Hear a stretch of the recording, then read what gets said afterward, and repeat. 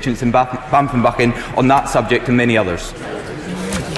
Ronald Joe Wardener. Thank you, Mr. Speaker. Number 5. The UK Government ministers and officials have regular discussions with the Scottish Government on matters of importance, including the Scottish fiscal framework, Mr. Speaker. This historic arrangement delivers one of the most powerful and accountable devolved parliaments in the world, and it is up to the Scottish Government to use those powers wisely to further increase the economic prosperity of Scotland. Ronald Joe Wardener. Does my right honourable friend agree that the Scottish Government's decision to make Scotland the highest tax part of the United Kingdom is not only regrettable, but yet another broken promise by the SNP? Secretary of State. Mr. Speaker, it goes without saying that I agree with my honourable friend. It is disappointing that Scottish taxpayers earning more than £27,000 will pay more tax in Scotland than they do in the rest of the UK. And I'd further say, Mr. Speaker, on earnings between £43,500 and £50,000, taxpayers in Scotland will pay 41% in income tax compared to just 20% in the rest of the UK. And that means that a police officer with 10 years' experience, mid-30s, bringing up a family, on earnings between £43,500 and £50,000 will pay 21% more tax in Scotland than the rest of the UK. Murray Fellows. Thank you, Mr. Speaker. Will the Secretary of State acknowledge that for the third consecutive year, more than half of Scottish income taxpayers will pay less tax than if they live in the UK? Can he explain to these UK taxpayers why his government is ripping them off? I would say to the honourable lady that figure of less tax is correct. About 56% of Scots will pay less tax, and before the Scottish nationalists get over jubilant, I would point out that that's the grand amount of 40 pence per week. Rick Jones. Mr. Speaker. Thank you, Mr. Speaker. Now we've left the European Union, we are free to determine our own future, and we want 2020 to be a year of economic and social growth for Scotland and the rest of the UK. Rick Jones. Thank you, Mr. Speaker. The Secretary of State has already stated in the Chamber today that the UK internal market represents the majority of Scotland's total export market, which means it is vital that the Secretary of State makes provision to develop and strengthen it. So can he confirm today that the government will prioritise the UK internal market over any future US-UK trade deal the Prime Minister wants with Donald Trump? I absolutely can, because the UK internal market is so important for this country and Scotland. And not only the figures the Secretary of State has already mentioned today, but Scotland does 1.5 times more in trade to the rest of the UK than it does in the EU and the rest of the world combined. Vicky Ford.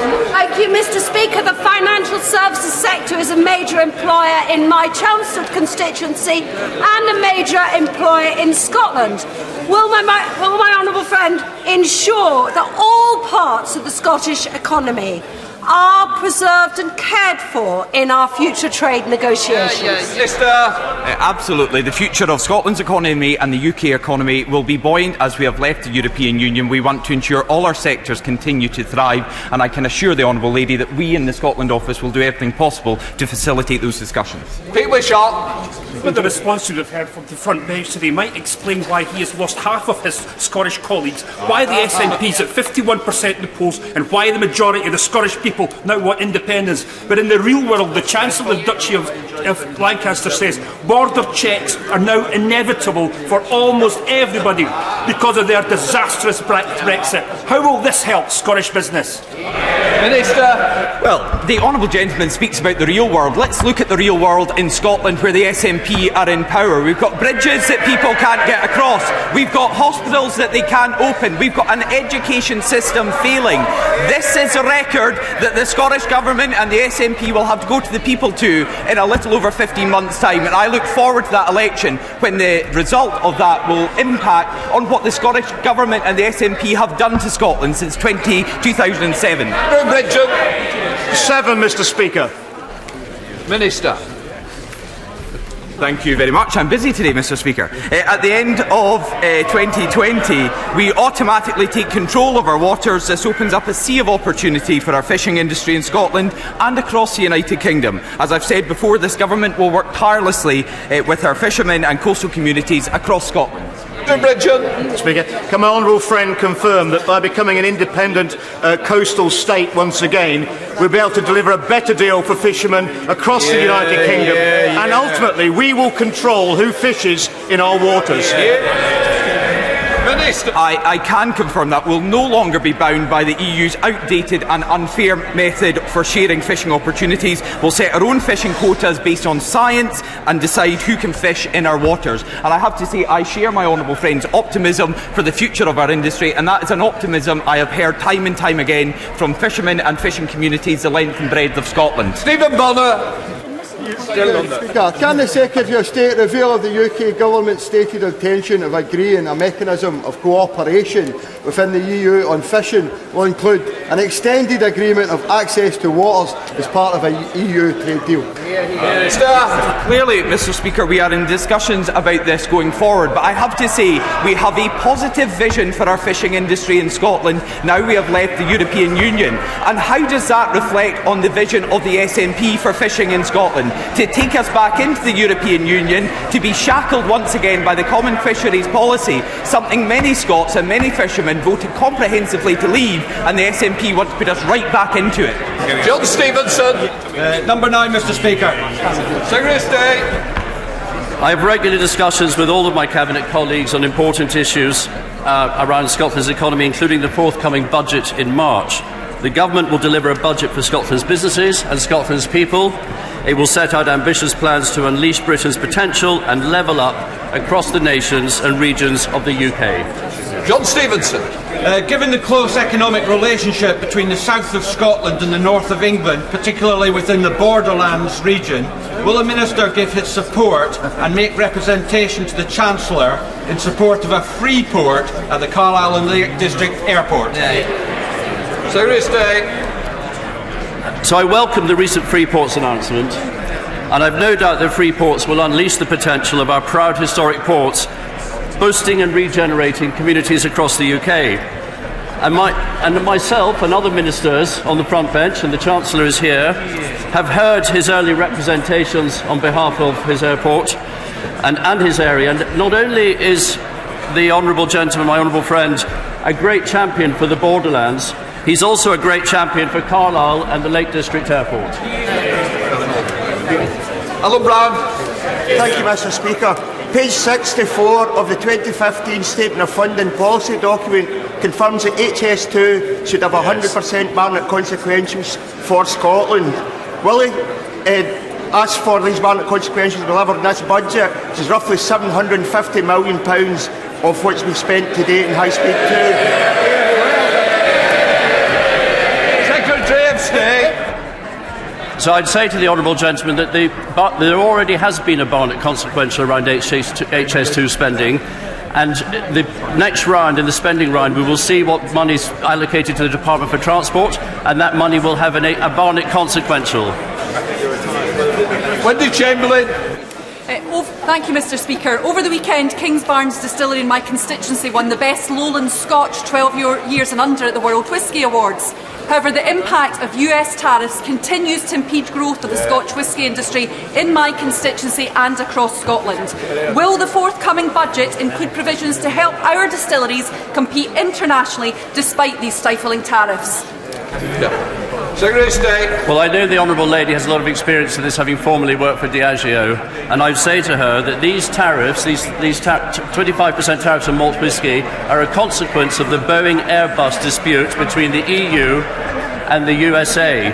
And in the next carousel, we hope to get, by having useful negotiations on a US trade deal, we want to get those tariffs removed. We now come to Prime Minister's questions. Dr. Julian Lewis. Will my right honourable friend kindly list his engagements for today? Mr. Speaker, the whole House will want to join me in sending our deepest sympathies to all those affected by the weekend's flooding. My right honourable friend, the Local Government Secretary, has announced the activation of the Government's emergency Bellwin scheme to provide financial support for qualifying affected areas in the north of England, and we continue to work closely with our partners to help those affected and, above all, to keep people safe. Mr. Speaker, this morning I had meetings with ministerial colleagues and others. In addition to my duties in this House, I shall further such meetings later today. To Julian Lewis. Closed question 1, Mr. Speaker, on the Defence and Security Review. Prime Minister. Mr. Speaker, we will continue to transform the UK economy through the budget in March and the comprehensive spending review later this year. And the timing of that integrated review will be announced shortly.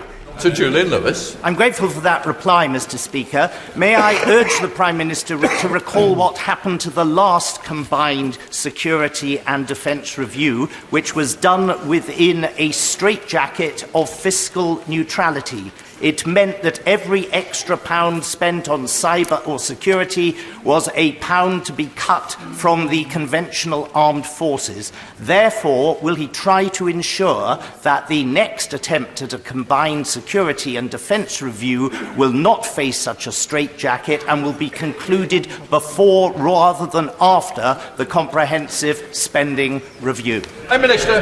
Mr. Speaker, I understand very well the point my right honourable friend makes, and I can assure him that the integrated review will be the deepest review of Britain's security, defence and foreign policy since the Cold War. And I can also assure him that by transforming this country's economy and by raising productivity, we will ensure that both defence and security are amply provided for. Leader of the Opposition, Jeremy Corbyn. Thank you, Mr. Speaker. Thank you, Mr. Speaker. I join with the Prime Minister in expressing sympathy and support to those that are victims of flooding, and thank you to the Environment Agency and all the emergency services that are doing their best to help people. Mr. Speaker, our thoughts are also with those who suffer from the coronavirus and also with the Chinese community in this country, who are, I'm sorry to say, facing increasingly alarming levels of racism within our country. And as this virus spreads, I also want to thank public health workers who are helping those affected and raising awareness about the danger of this virus. Mr. Speaker, does the Prime Minister think that someone who came to this country at the age of 5 and was the victim of county lines grooming and compelled to carry drugs, released 5 years ago and never reoffended, deserves to be deported? Prime Minister. Mr. Speaker, I think the whole country would agree that while I cannot comment on individual cases, it is entirely right that foreign national offenders should be deported from this country in accordance with the law. Jeremy Corbyn. The government has learned absolutely nothing from the Windrush scandal. This cruel and callous government is trying to mislead the British people into thinking it's solely deporting foreign nationals who are guilty of murder, rape and other very serious offences. This is clearly not the case. Take the example of a young black boy who came to the UK aged 5 and is now being deported after serving time for a drugs offence. If there was a case of a young white boy with blonde hair who later dabbled in Class A drugs and conspired with a friend to beat up a journalist, would he deport that boy? Or is it, Mr. Speaker, is it one rule for young black boys from the Caribbean and another for white boys from the United States? Prime Minister. Mr. Speaker, I think quite frankly that the right honourable gentleman demeans himself and, by the way, besmirches the reputation of the Windrush generation, who came to this country to work in our public services, to teach our children in this country, to make lives better for the people of this country. He has no right to conflate them with those foreign national offenders that we are deporting today.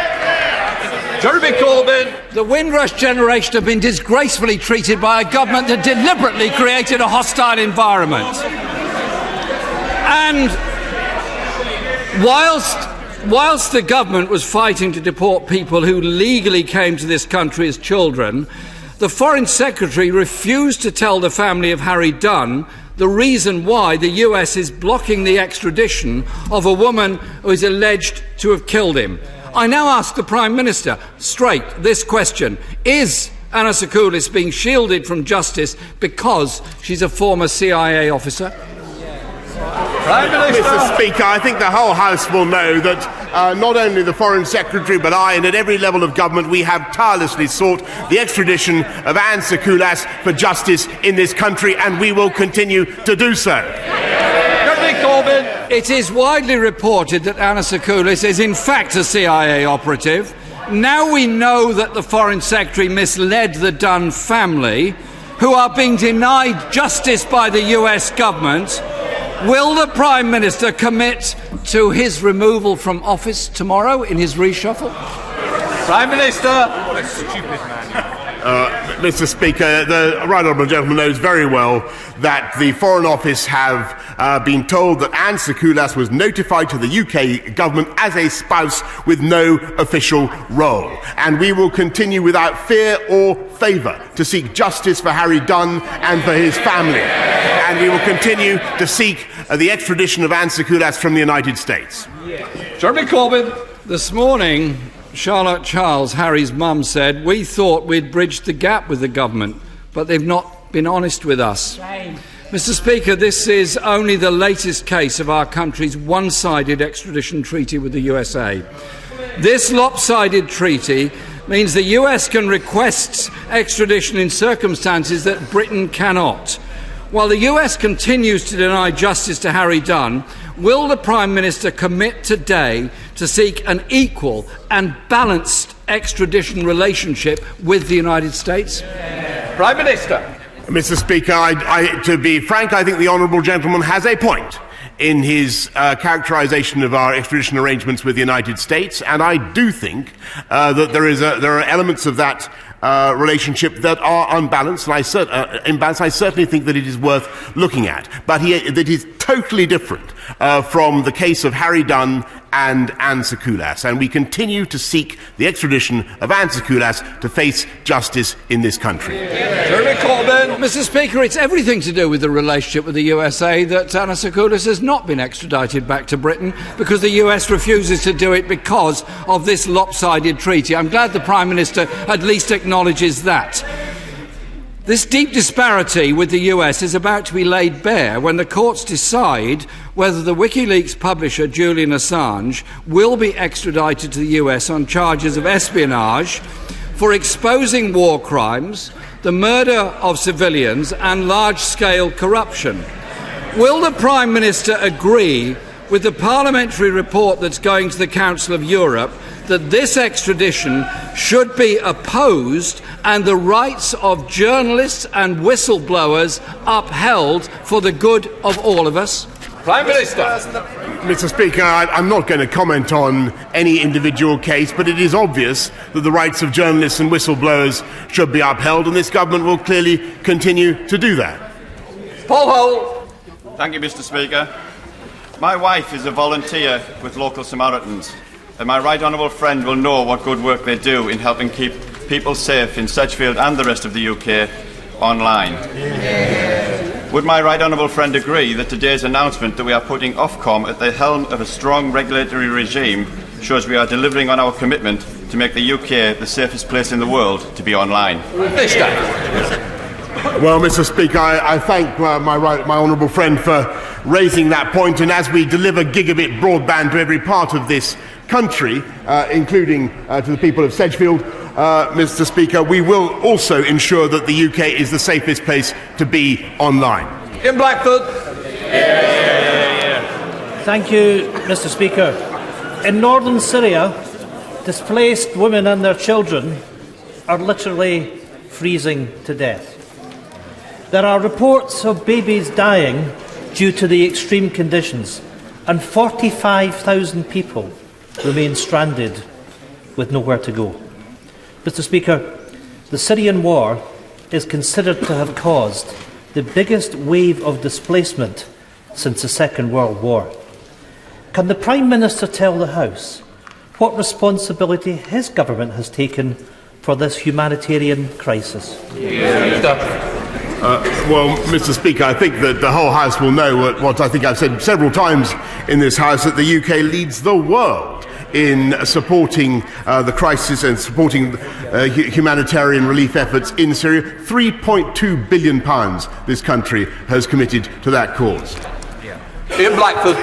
Mr. Speaker, the question was about the children that are literally freezing to death. That wasn't an answer from the Prime Minister. And of course, in 2017, as Foreign Secretary, this Prime Minister enacted a policy of accepting the Syrian dictator Assad's rule over the country.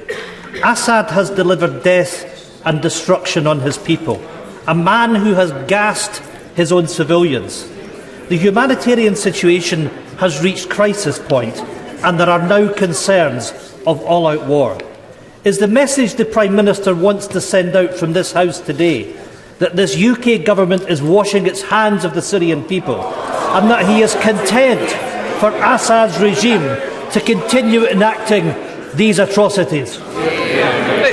I really think that the right honourable gentleman needs to consult his memory better, because he will find that this country and this government has persistently called for the end of the Assad regime, and indeed has led the world in denouncing the cruelty of the Assad regime towards his own people. That has been continuously the policy of the British government.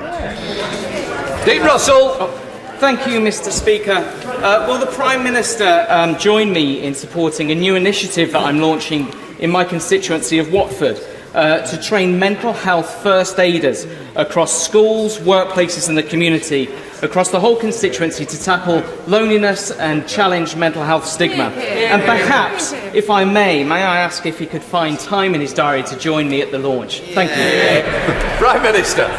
Well, I thank my honourable friend for what he's doing to champion mental health services in Watford, and we are massively increasing support for good mental health in schools. And if I can, I will do my best to come to the launch of his event. Vicky Foxcroft. Thank you, Mr. Speaker. After 3 years of extensive evidence gathering and research, on the 26th of March, the Youth Violence Commission will publish its final recommendations.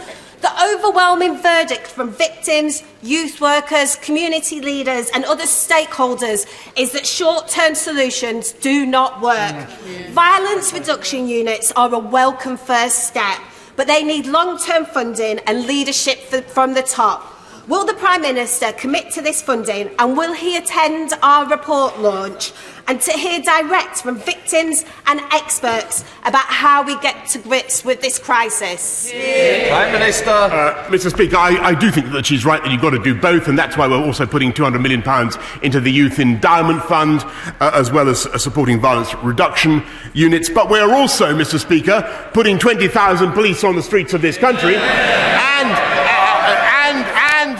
giving them the powers which that gentleman opposes to take knives off the streets with stop and search. Thank you, Mr. Speaker. The Prime Minister has made transport connectivity a main priority for this government. Would he agree with me that connecting my constituent of Southport with Preston through the Burscough Curve link would not only give my constituents greater access to the rail network, but would help us to unleash our economic potential? Prime Minister. Well, I congratulate my honourable friend on what he's done and to campaign for the restoration of the Burscough Curves, and it sounds to me like a great idea. I will make sure what he needs to do is put forward a costed business plan, and I'm sure my right honourable friend, the Transport Secretary, will be looking at it very carefully.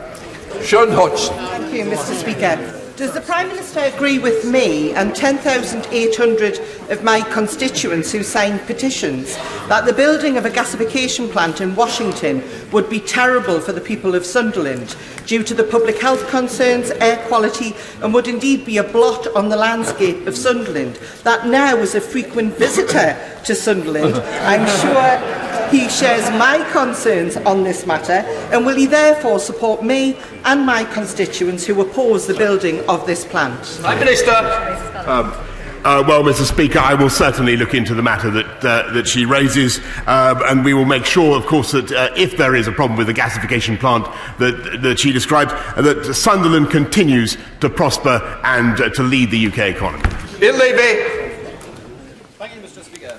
has the potential to become one of the most strategically important ports in the UK for the export of renewable technology as well as wind turbines. Will my right honourable friend consider visiting Blyth, where I'm sure he'll get a warm northern welcome, and see for himself the strength of Blyth to become a free port? I think he had the answer ready. I'm sorry, the answer was in the question, Mr. Speaker, and he makes an excellent point about the potential of Blyth, though I must remind him that the allocation of free ports will be decided in an entirely fair and transparent way.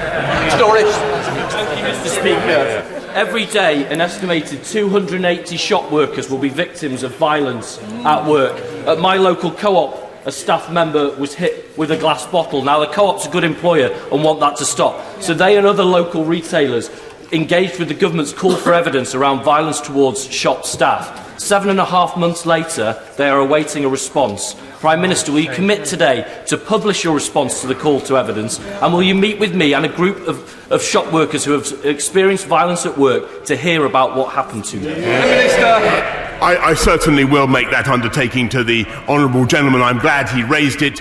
We should not tolerate crimes of violence against shop workers or indeed anybody else. And therefore, I find it paradoxical that the leader of his party is soft on the deportation of serious violent offenders. Thank you, Mr. Speaker. This year we mark the 75th anniversaries of VE Day and VJ Day. As we honour those who have served our country, can my right honourable friend outline how his new Office of Veterans Affairs is giving our veterans and their families the support they deserve? Prime Minister. I thank my honourable friend, and I can tell him that our new Office of Veterans Affairs is helping veterans to transition to new jobs, to secure a home. A discount rail card will be rolled out by Armistice Day, and veterans will get guaranteed interviews for civil service jobs, so we have more veterans bringing their talents to government. Thank you, Mr. Speaker. His junior Scotland Office Minister told the National Farmers Union last week that substandard food will be allowed into the UK under a US trade deal, but it will have to be labelled as such. Now, the Prime Minister has denied that in the past. So who's telling the truth, and which of them doesn't know what's coming? Prime Minister. Mr. Speaker, I can assure the honourable lady that the UK has and will continue to have the highest standards in the world for our food. Grace Green. Thank you, Mr. Speaker. In Greater Manchester, frontline police officers are increasingly having to resort to using a pen and paper because of the failing IOPS computer system. This is putting the police at risk and also undermining their ability to protect residents and vulnerable children. Will my right honourable friend, the Prime Minister, intervene to solve this problem? Prime Minister. Well, Mr. Speaker, my honourable friend is, I'm afraid, entirely right, and we know there are concerns about this system. That's why I've asked our right honourable friend, the Police and Crime Minister, to ask Her Majesty's Chief Inspector of Constabulary for an independent review of the operation of the system, and we'll make sure that my honourable friend is kept informed. Gareth Thomas. Thank you, Mr. Speaker. Northwick Park Hospital, which serves my constituents, has not met its 4-hour A&E target since August 2014. It's been starved of capital investment, is short of ITU beds, and is expected to have close to a £100 million deficit by the end of the financial year, one of the highest in the NHS. When can the Prime Minister expect Northwick Park to receive a little government love and attention? Prime Minister. Mr. Speaker, as the honourable gentleman raises an important point, but as you will know, the highest number of people ever attended A&E in this country last month, 2 million people. The demand is exceptional. I pay tribute to the work of NHS staff, and we are responding in this government, as he knows, with a record investment in the NHS, £34 billion, and we are recruiting the nurses, 50,000 more of them, that will help to deal with that crisis. Imran Nabad Khan. In the last week, Storm Kira has wreaked havoc along the whole of West Yorkshire's Calder Valley, affecting the constituencies of members across the House. Would my right honourable friend, the Prime Minister, seek to find time to visit my constituency, where Horbury Bridge, the place at which onward Christian soldiers were penned, has been acutely affected, and see for himself the terrible damage done to people's homes, lives and businesses? Will he tread where the saints of our communities and emergency services have trod and continue to toil undivided towards recovery? Prime Minister. Yes. Mr. Speaker, I obviously pay tribute to the emergency services for what they are doing in my honourable friend's constituency and indeed in all the flood affected areas. As he knows, we have activated the Bellwyn scheme to protect homeowners. We're putting £4 billion into flood defences, and I certainly will do what I can to take up his offer to visit his constituency and see the scene for myself. Kirsten Oswald. Thank you, Mr. Speaker.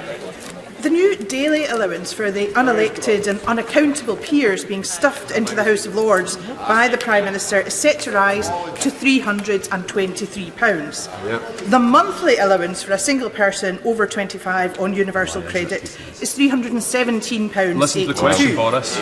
Is that the levelling up the Prime Minister keeps talking about? Prime Minister.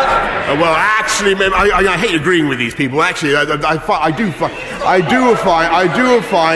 find that it is odd that the House of Lords has chosen to do that, but it is a decision for them. Holly Latham. Instrumental in getting the ban on trade in ivory in this country. Would he be as equally decisive in getting rid of the trophies coming into this country, imported particularly of endangered animals? Prime Minister. Yes, I thank my honourable friend for what she's doing to campaign against illegal wildlife trading and trophy hunting, and we mean to end the import of trophies hunted elsewhere into this country. Richard Thompson. Thank you, Mr. Speaker. In 2018, Lyubov Chernyukin, the wife of Vladimir Putin's former Deputy Finance Minister, paid £20,000 for lunch with the then Scottish Conservative leader Ruth Davidson, who we believe is soon to be ennobled.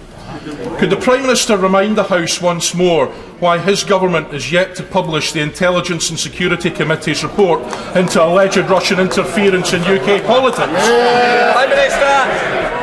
Well, as I think he knows very well, the report will be published as soon as the Intelligence and Security Committee is reconvened, and I think, as I've told the House several times before, those of a conspiratorial cast of mind will be disappointed by its findings. Adam Flagg.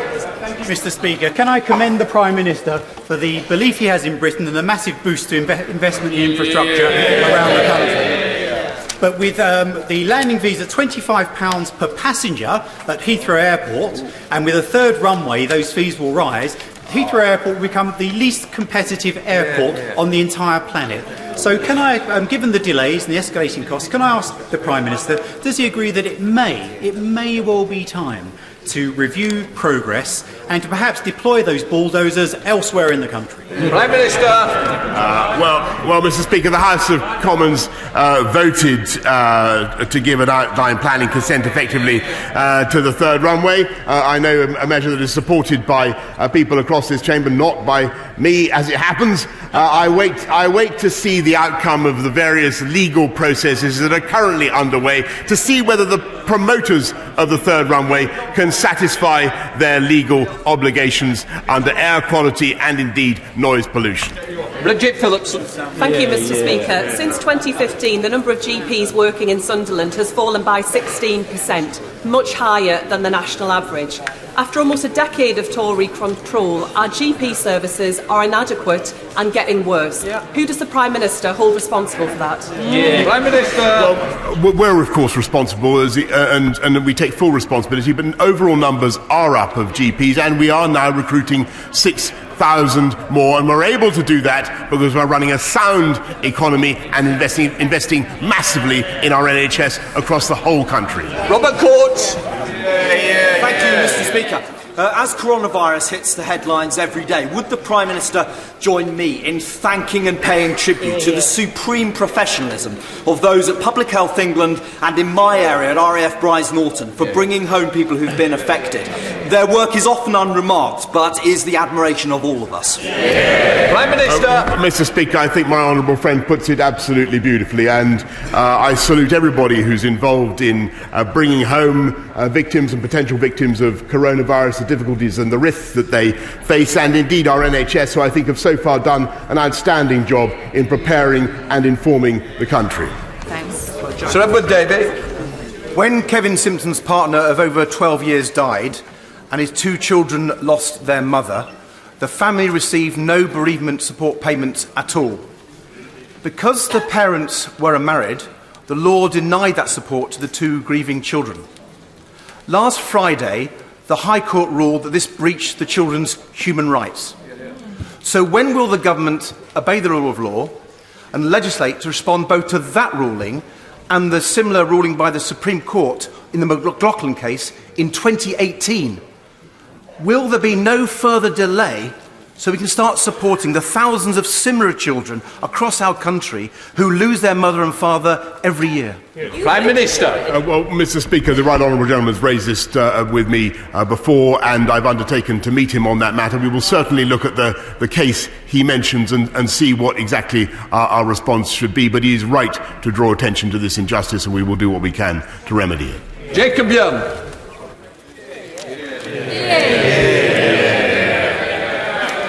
On Thursday last week, 2 people were stabbed in Redcar in broad daylight.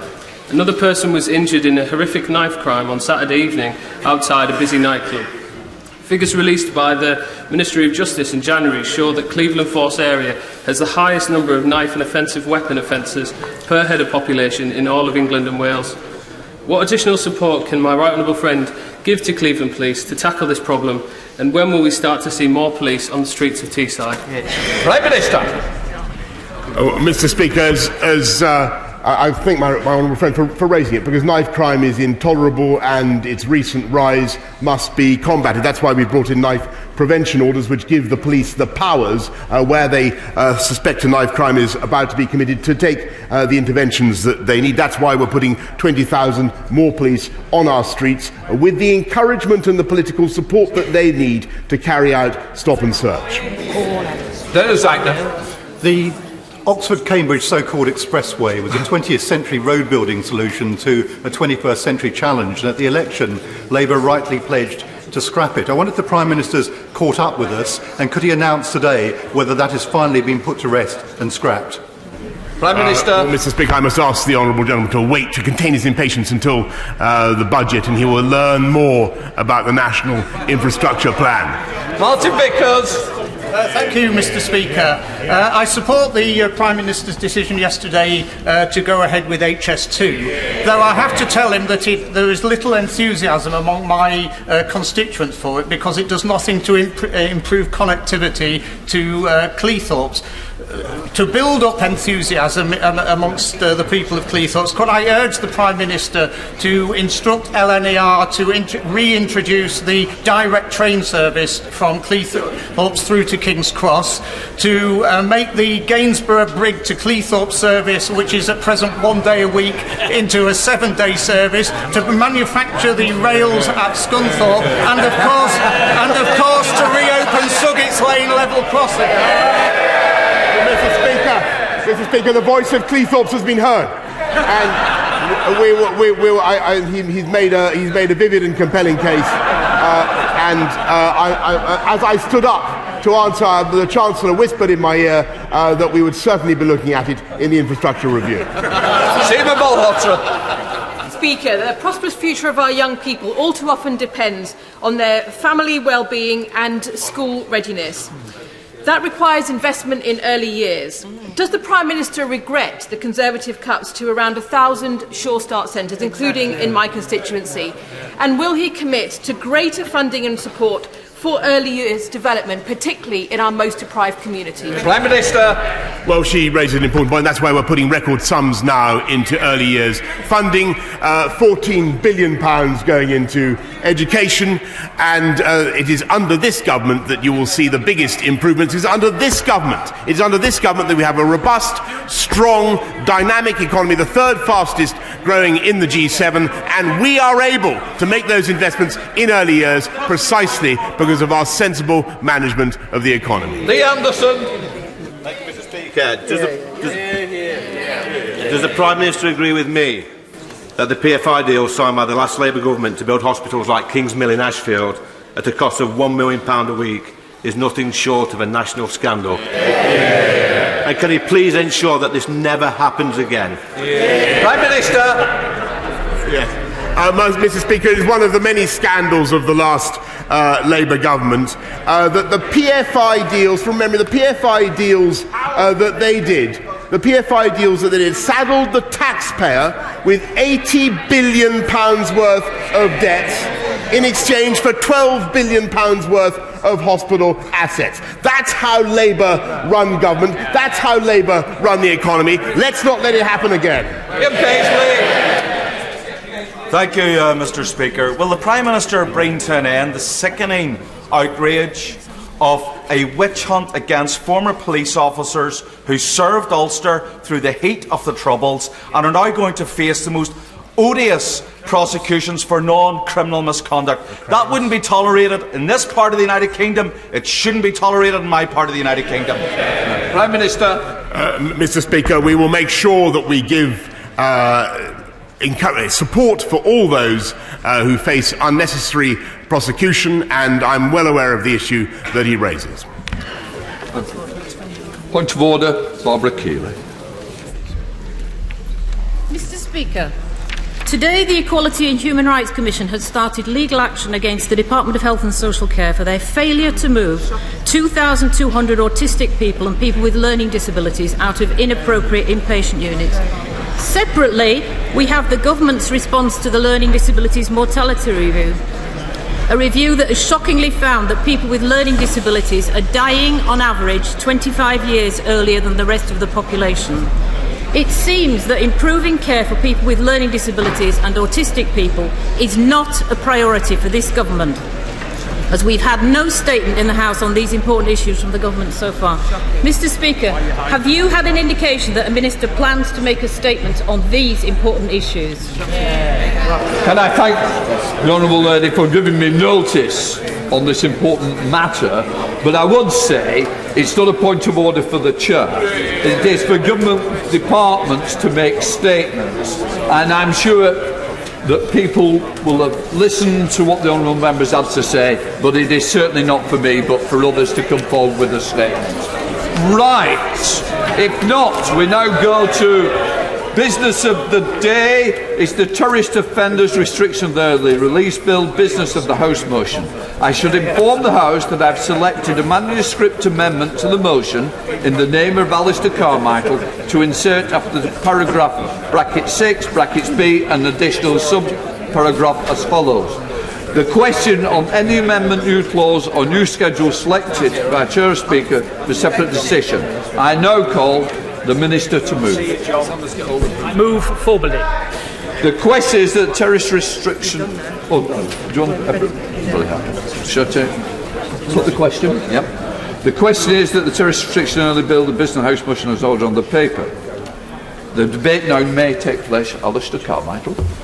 Mr. Speaker, I beg to move the manuscript amendment standing in my name. The Minister will be aware that the business motion that he has just moved, without any explanation whatsoever, replicates the provision of Standing Order 83D faithfully in every respect bar one. That is, it omits the contents of paragraph 83D, subparagraph 2C. That provides that at the conclusion of proceedings, the question may be put on any amendment, new clause or new schedule selected by Chair for separate decision. The effect of the omission of that provision from the business motion before the House is that if debate continues until the conclusion of the time allowed in this business motion, then there will be no division on any amendments moved in the course of that committee stage. And I think at the very least the House is entitled to hear an explanation from the Treasury bench as to why we should see your power restricted in this way, Mr. Speaker. Now, it may be that ultimately this is all academic. It may be that we will conclude proceedings before the expiry of time. or it may be that there will be simply no amendment that anybody is wanting to put at the conclusion of proceedings. But there remains, however, a very important point of principle at stake here. And the point is that surely we should hear the debate first before we make decisions of that sort. And if it is the will of the House at the conclusion of the time allowed, then you, Mr. Speaker, should have the power from the Chair so to put any question. I think it is entirely regrettable that the Minister, in moving this, did not offer any explanation to the House as to why the Government, through us, seek to fetter your power in this way.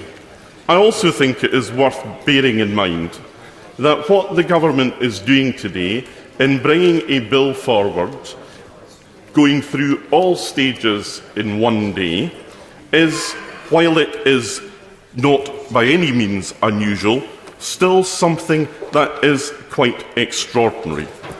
The Government relies on cooperation from all parts of the House in order to do that. They have had that cooperation, so why now do they seek to restrict the power that you have to call divisions at the end of the committee stage? The original question was that the Tourist Offenders (restriction of early release) bill business of the House motion as on the order paper, since when an amendment has been moved as follows: after paragraph (6) (b) insert (ba) the question on the amendment, the new clause or new schedule selected by the Chairman or Speaker for a separate decision. The question is that the amendment be made. Robert Butler. Well, I'm very grateful, Mr. Speaker. I've listened very carefully to the right honourable gentleman, who I know speaks with years of experience, shall we say, as somebody who had direct responsibility, at least in part, for this during his time in coalition. I would say simply this to him. Whilst I'm not accusing his approach of being an unreasonable one, we do view this as meeting the test of reasonableness, bearing in mind that these are exceptional circumstances. This is not something that we would depart from lightly. We want to make sure that the time that we have for actual debate is maximised. I think that's important, bearing in mind we know, the issue with regard to divisions. And for those reasons, we would judge it appropriate on this occasion to depart. I know he's not going to probably accept the explanation I give to him, but at least the very fact he's made this manuscript amendment, although I do note that from other parts of the House we've not met the same objection, the fact that he's put that amendment down has made the Government explain its position. These are exceptional circumstances, and for those reasons I would beg him respectfully to withdraw the amendment that stands in his name. I've got to put the question now. Okay. The question is that the amendment be made. As many of that opinion say aye. Aye! Contrary, no. No! Division, clear the lobby.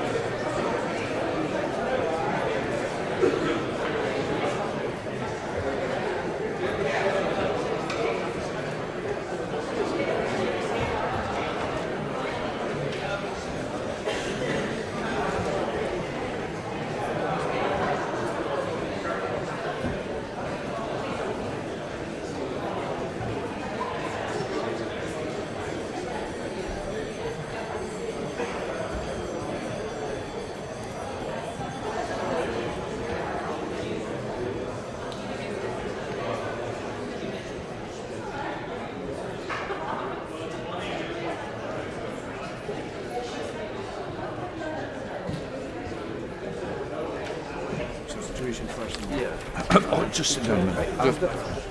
The question is the amendment be made. As many of that opinion say aye. Aye. The contrary, no. No. Tellers for the ayes, Jamie Stone and Christine Jardine. For the noes, Nigel Huddleston and James Morris.